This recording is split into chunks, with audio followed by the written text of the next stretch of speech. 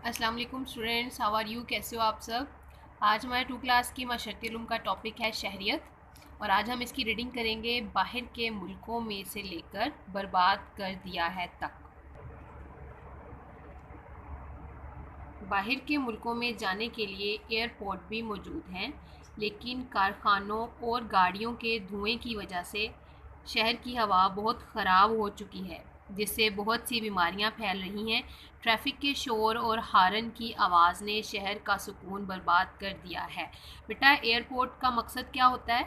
Airport से जो लोग हैं वो एक मुल्क से दूसरी जगह जाते हैं। वहाँ पे जहाज़ खड़े होते हैं, जहाज़ के ज़रिए बाय एयर हवाई सफ़र करके एक मुल्क से दूसरी मुल्क में लोग जाते हैं।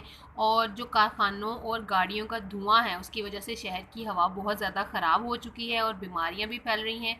और शहर का जो सुकून है वो ट्रैफिक के शोर और हॉर्न ने बर्बाद कर दिया है। ठीक है, अब हम क्वेश्चंस रीड करते हैं।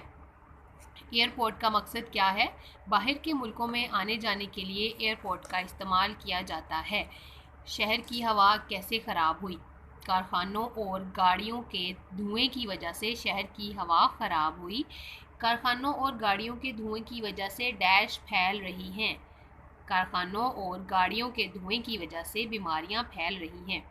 डैश के शोर ने शहर का सुकून बर्बाद कर दिया है। ट्रैफिक के शोर ने शहर का सुकून बर्बाद कर दिया है।